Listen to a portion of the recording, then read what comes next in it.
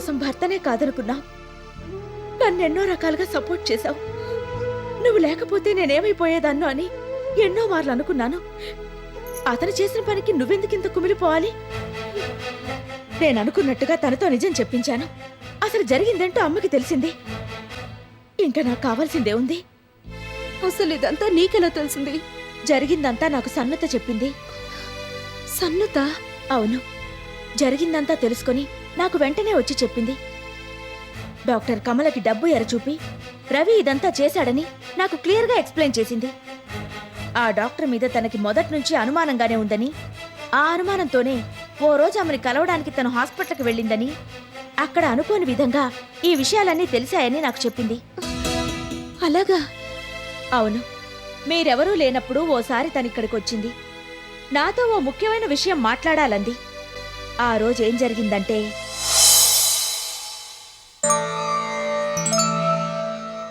సుప్రతీక,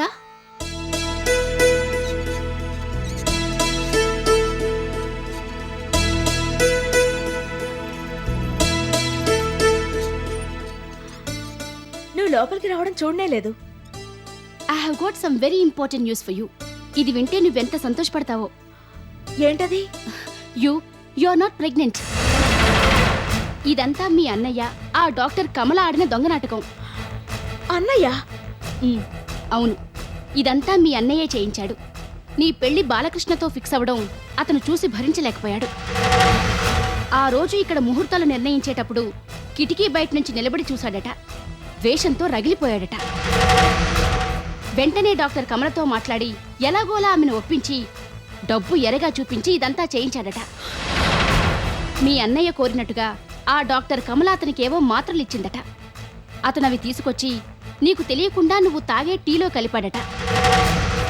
ఓ రోజు నీకోసం టీ తయారు చేసి నిన్ను పిలవడానికి మీ వదిన వంటింట్లో నుంచి బయటికెళ్ళిందట. అవకాశం కోసం ఎదురు చూస్తోన్న మీ అన్నయ్య కిటికీ బయట నుంచే ఇదంతా చేశాడట. కిటికీ సందులోంచి చెయ్యి పోనిచ్చి మాత్రల్ని టీలో కలిపేశాడట. ఆ తర్వాత ఎవరికీ కనిపించకుండా వెళ్ళిపోయాడట. అతనలా చేయడం మూలంగానే నీకు కళ్ళు తిరగడం, వాంతులవ్వడం జరిగింది. మీ అన్నయ్య ఊహించినట్టుగానే నువ్వు డాక్టర్ కమల గారి దగ్గరికే వెళ్ళావు. ఆవిడ మీ ఫ్యామిలీ డాక్టర్ అని, నీకెటువంటి ప్రాబ్లం వచ్చినా ఆవిడ్నే కన్సల్ట్ చేస్తావని రవికి బాగా తెలుసు. అందుకే ఆవిడతో ఇదంతా చేయించాడు. అతను ప్లాన్ చేసినట్టుగానే నువ్వెళ్ళి డాక్టర్ కమలతో ఇదంతా చెప్పావు. వాళ్లు బిగించిన ఉచ్చులో చిక్కుకున్నావు. నిన్ను పరీక్ష చేసి నువ్వు ప్రెగ్నెంట్ అని తేల్చి చెప్పిందావిడ. బాగా నమ్మబలికింది. మీ ఫ్యామిలీ డాక్టరే ఇలా చెప్పడంతో ఈ విషయం నిజమనుకుని అందరూ నమ్మారు. నాకు మొదట్నుంచి ఆ డాక్టర్ కమల మీద అనుమానంగానే ఉంది. అందుకే హాస్పిటల్కి వెళ్ళి ఆవిడతో మాట్లాడాలనుకున్నాను. ఇవాళ హాస్పిటల్కి వెళ్తే అక్కడ ఊహించని సంఘటన జరిగింది. ఆవిడ లేదని ముందు చెప్పారు. దాంతో నేను హాస్పిటల్ నుంచి బయటకొచ్చేస్తుంటే అక్కడ ఫోన్లో మాట్లాడుతున్న మీ అన్నయ్య కనిపించాడు. ఇంటర్కామ్లో అతను డాక్టర్ కమలతో మాట్లాడుతున్నాడని నాకు వెంటనే అర్థమైంది. అతని మాటల్లో నీ పేరు రావడంతో నేను షాక్ అయ్యాను. అతను మాట్లాడేదంతా జాగ్రత్తగా విన్నాను. విషయం అర్థమైంది. ఇదంతా తెలుసుకోగానే వెంటనే నీ దగ్గరికి హడావిడిగా వచ్చేశాను. అసలు హాస్పిటల్లో ఏం జరిగిందంటే,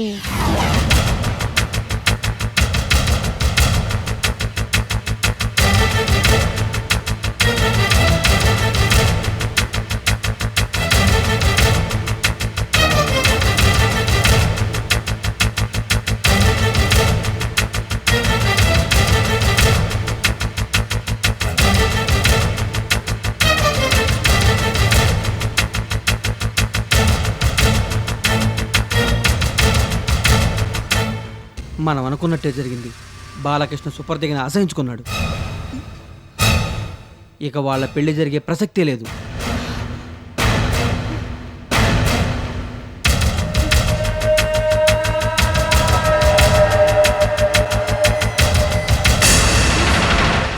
ఇవాళ్లతో నా కసి తీరినట్టయింది. నాకు అన్ని రకాలుగా అన్యాయం చేశాడు నాన్న. నాకు రావాల్సిన పొలాన్ని కూడా సుప్రతీక పేరుని పెట్టాడు. అది చెల్లెలుగా ఏనాడైతే ఆ ఇంట్లోకి వచ్చిందో ఆ రోజు నుంచే నాకు అన్ని కష్టాలే మొదలయ్యాయి. ఎంతసేపు దాన్ని పొగుడుతూ నన్ను తక్కువ చేసి మాట్లాడేవాడు నాన్న. చివరిదాకా అలాగే చేశాడు. పోతూ పోతూ కూడా నాకు తీరని అన్యాయం చేశాడు. ఆ గర్వంతోనే అది చెలరేగిపోయింది. పెళ్లి చేసిన అత్తారింట్లో ఉండకుండా తిరిగి మా ఇంట్లోనే తిష్ట వేసింది. నన్ను నా భార్యకి అమ్మకి దూరం చేసింది. వాళ్ళందరూ నన్ను అసహించుకునేలా ప్లాన్ చేసింది. ఇప్పుడు నా ఇంట్లో నాకే స్థానం లేదు. అది అక్కడే ఉండి పెత్తనం చేస్తుంది. రాక్షసి పీనుకు. మనం అనుకున్నది జరిగిందని చెప్పడానికి వచ్చాను మేడం. అన్నట్టు ఎవరికీ అనుమానం రాలేదు కదా మేడం? అదే, ఒక నెల రోజులు ఇలాగే ఎవరిని కలవద్దు madam.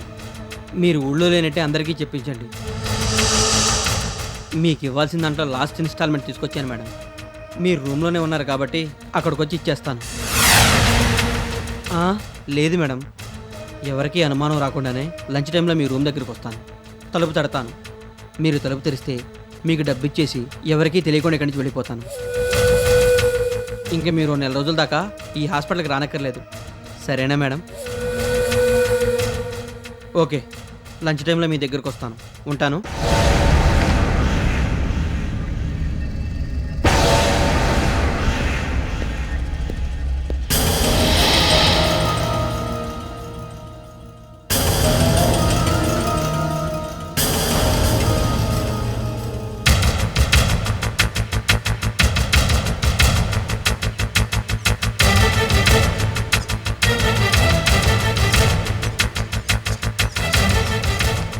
Srilakshmi, Srilakshmi. Driver car దగ్గరే ఉన్నాడా? ఎటన్నా వెళ్ళాడా? కారు దగ్గరే ఉన్నాడు మేడం. సరే, కార్లో పర్సు వదిలిపెట్టాను కదా, వెళ్ళి తీసుకురా. అందులో నా సెల్ ఉంది. నేను ఇంటికి వెంటనే ఫోన్ చేసి మాట్లాడాలి. త్వరగా తీసుకురా. అలాగే మేడం.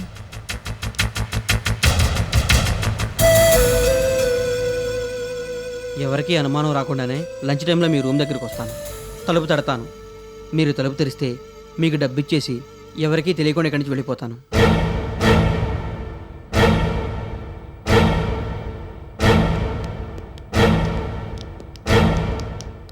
తీసుకోండి అమ్మా.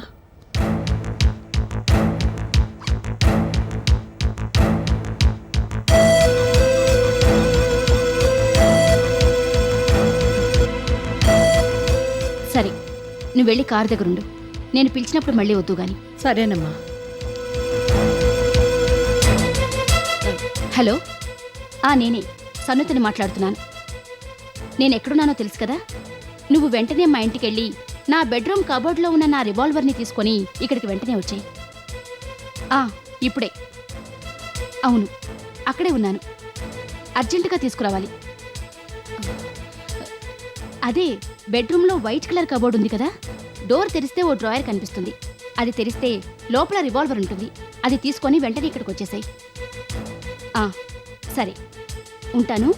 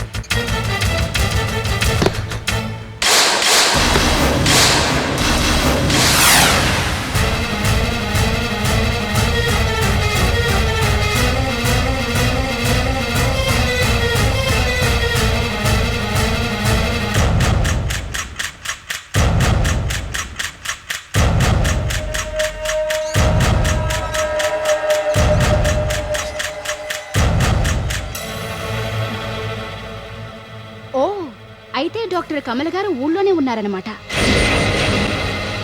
మరి ఎందుకనో లేరని చెప్పిస్తున్నారు? మీ గురించి ఒక్కొక్కళ్ళు ఒక్కోలాగా మాట్లాడుతున్నారు. It's very funny. మిమ్మల్ని ఎవరు రానిచ్చారు లోపలికి? ఇది అసలు లంచ్ టైం. చెప్పా పెట్టకుండా, అపాయింట్మెంట్ తీసుకోకుండా, కనీసం డోర్ నాక్ చేయకుండా లోపలికి వచ్చేయడం మర్యాద కాదు. Please leave this room. ఏ నేను ఇక్కడుంటే మీకు ఇబ్బందా? అంత సీక్రెట్గా ఇక్కడేం చేస్తున్నట్టో?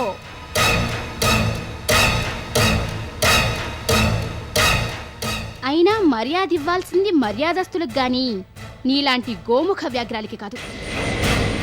డాక్టర్ వృత్తి చేస్తూ డబ్బు కోసం ఇంతగా దిగజారిపోవడం చాలా నీచమైన పని.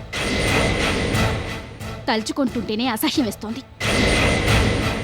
పైగా సుప్రతీకకి ఫ్యామిలీ డాక్టర్గా ఉంటూ ఇంత పని చేస్తావా? నిన్ను అమాయకంగా నమ్మి తనిక్కడికి వస్తే ప్రెగ్నెంట్ అని చెప్పి అబద్ధం చెప్తావా? తన జీవితాన్ని నాశనం చేయాలని చూస్తావా? సిగ్గులేదు?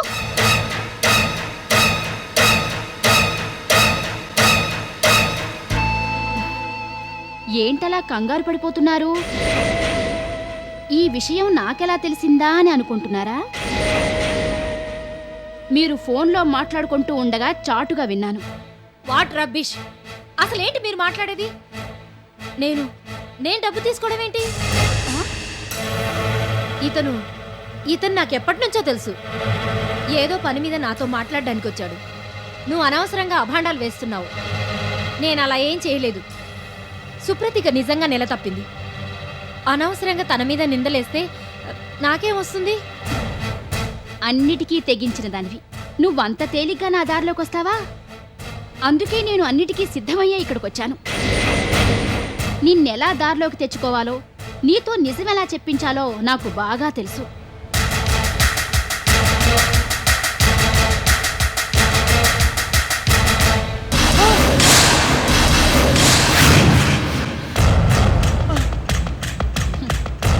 ఇది కేవలం బెదిరించడానికే తీసుకొచ్చానని మాత్రం అనుకోవద్దు. It is fully loaded. నేను అసలే చాలా తిక్క మనిషిని. నా దగ్గర నాటకాలు ఆడొద్దు. నిజం చెప్పకపోయావో నిమిషంలో నిన్ను పైలోకాలకి పార్సల్ చేసేస్తాను. చెప్పు. పిచ్చి పిచ్చి వేషాలేయొద్దు. నిజం చెప్పు. నువ్వు ఇతను కలిసి ఈ పని ఎలా చేశారు? అందరినీ ఎలా నమ్మించగలిగారు? No no no! Don't try to play any dirty tricks. They don't work with me. నా సంగతి మీకు తెలీదు. పిట్టల్ని కాల్చినట్టు ఇద్దరిని టపటపా పేల్చి పారేస్తాను. జాగ్రత్త. ఎక్కడున్న వాళ్ళు అక్కడే ఉండండి. అసలు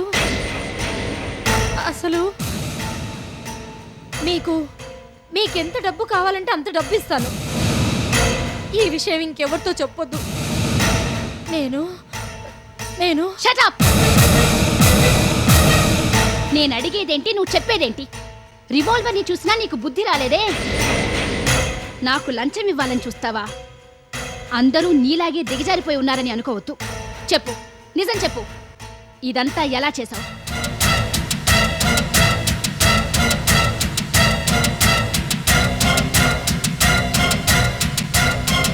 నీకే చెప్పేది.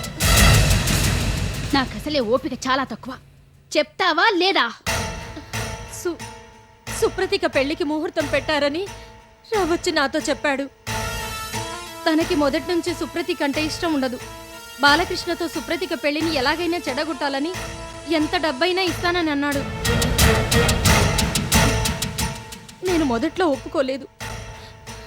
కానీ చాలా ఒత్తిడి చేశాడు. నాకు అప్పులు చాలా ఉన్నాయి. అతను డబ్బు బాగా ఇస్తానని చెప్పడంతో నేను ఈ పనికి ఒప్పుకున్నాను. ఆపేసావే, ఇంకా చెప్పు. నాకు తెలుసు ఇది తర్వాత చాలా పెద్ద సమస్య అవుతుందని. నేనెంత చెప్పినా రవి వినిపించుకోలేదు. దాంతో ఇక చేసేది లేక కొన్ని క్యాప్సూల్స్ ఇచ్చి సుప్రతిక తినేలా చేయమన్నాను. అతను అలాగే చేశాడు. సుప్రతిక కోసమని వాళ్ళ వదిన వంటింట్లో టీ కలిపి బయటికి వెళ్ళినప్పుడు కిటికీ బయట నుంచి ఇదంతా చూసి అక్కడి నుంచే క్యాప్సూల్స్ని ఆ టీలో కలిపాడు. దాంతో సుప్రతికకి వాంతులయ్యాయి. మేము ఊహించినట్టుగానే నా దగ్గరికే వచ్చింది. తనని టెస్ట్ చేసినట్టు చేసి ప్రెగ్నెంట్ అన్నాను. కావాలంటే ఇంకెవరితోనైనా పరీక్ష చేయించుకోమని గట్టిగా చెప్పాను. నేను ఆ మాట అనేసరికి సుప్రతీక వాళ్ళొదిన ఇద్దరూ కొయ్యబారిపోయారు. ఇదెలా సాధ్యమో అర్థం కాక తెల్లమోహాలేశారు. దాంతో మేమనుకున్నట్టుగానే పెళ్లి ఆగిపోయింది. You have played a very dirty game and you will pay for it. Please, నేను సుప్రతీక దగ్గరికి వెళ్ళి నిజం ఒప్పేసుకుంటాను, లెంపలేసుకుంటాను, కాళ్ళ వేళ్ళ పడి ప్రాధేయపడతాను. డబ్బు కోసం కక్కుర్తి పడి ఇదంతా చేశానని క్షమించమని ప్రాధేయపడతాను. వాళ్ళమ్మగారికి అవసరమైతే బాలకృష్ణకి కూడా నేనే చెప్తాను. నేను ఇలా చేసినట్టు ఇంకెవ్వరికీ చెప్పొద్దు ప్లీజ్. మీకు పుణ్యం ఉంటుంది, పిల్లలు గలదాన్ని. నీ జీవితం గురించి నువ్వు ఇంతలా ఫీల్ అయిపోతున్నావే, మరి ఇంకా పెళ్ళే కాని సుప్రతీక భవిష్యత్తు మీద ఎన్నెన్ని ఆశలు పెట్టుకుని ఉంటుందో ఊహించగలవా? చిన్నప్పటి నుంచి సుప్రతీక నీ దగ్గరకు వస్తోంది. తల్లి తర్వాత తల్లి లాంటి దానివి నువ్వు. అలాంటిది నువ్వే ఇలా చేస్తావా? దొరికిపోయావు కాబట్టి తప్పించుకోవాలని చూస్తున్నావు, లేకపోతే ఏమీ తెలియనట్టే ఉండిపోయేదానివి కదా. సుప్రతీక జీవితం నాశనం అవుతుంటే ఏమీ పట్టనట్టే ఉండేదానివి కదా.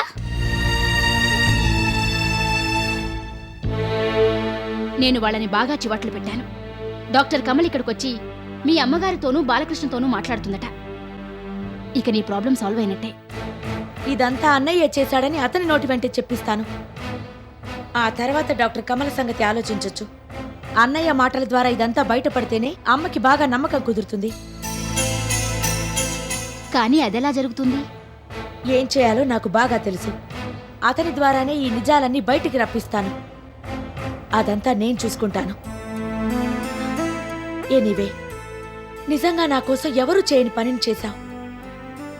లేకపోతే నా జీవితం ఏమైపోయేదో. నాకిప్పుడు ఎంత సంతోషంగా ఉందో చెప్పలేను. గుండెల మీద నుంచి పెద్ద భారం తీసేసినట్టయింది. I'm feeling very relaxed. నేను నిర్దోషినని ఇక లోకానికి చాటొచ్చు. ఎప్పటిలాగానే నిర్భయంగా తలెత్తుకుని తిరగొచ్చు. Thank you, thanks a lot. నిజంగా నీ మేలు మర్చిపోలేను. Words cannot express my gratitude. No, ఇందులో ఏముంది? I actually owe this to you. మేమందరం ఉండి ఈ మాత్రం కూడా చేయకపోతే ఎలాగూ? నువ్వేం చేసినా ఆలస్యం చేయకుండా త్వరగా చెయ్యి. ఈ విషయాలు వెంటనే మీ అమ్మగారికి బాలకృష్ణకి తెలియడం చాలా అవసరం. ఐ నో, అలాగే చేస్తాను. Once again thank you. You are always welcome.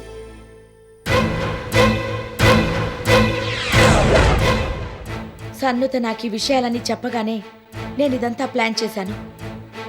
పొలాన్ని తిరిగి రాసిచ్చేస్తానంటే ఆ ఆనందంలో, ఆ మైకంలో అన్నయ్య ఏమైనా చేస్తాడు. నేననుకున్నట్టే అయ్యింది. సన్నుత నాకు ఈ విషయం చెప్పిందన్న సంగతి అన్నయ్యకి తెలీదు. అందుకే అమ్మ ఎదురుగా తను చేసిందంతా నాతో చెప్పేశాడు. ఆ రోజు సన్నుత హాస్పిటల్లో వాళ్ళని నిలదీసినప్పుడు ఈ విషయం ఎవరికీ తెలియనివ్వొద్దని వాళ్ళిద్దరూ ఆవిడ్ని బతిమాలారట. వాళ్లే వచ్చి నాకు ఈ విషయం చెప్తామని ప్రాధేయపడ్డారట. అలాగేనని వాళ్లతో సన్నుత అబద్ధం చెప్పి ఆ తర్వాత వెంటనే నాకొచ్చి ఈ విషయమంతా చెప్పింది. నేననుకున్నట్టుగానే వాళ్ళిద్దరూ ఇక్కడికొచ్చి నిజాలు ఒప్పుకోలేదు. నేను మాత్రం అన్నయ్యతోనే ఇదంతా చెప్పించాలన్న పట్టుదలతో ఇదంతా ప్లాన్ చేశాను. నేను పొలం రాసిచ్చేస్తానంటూ దీనంగా మాట్లాడేసరికి సన్నుత నాకు నిజం చెప్పలేదనుకుని లోపలే సంతోషించాడు అన్నయ్య. అందుకే దర్జాగా ధీమాగా ఇంటికొచ్చాడు. నువ్వు అమ్మ ఇంట్లో లేరనుకుని చేసిందంతా చెప్పేశాడు.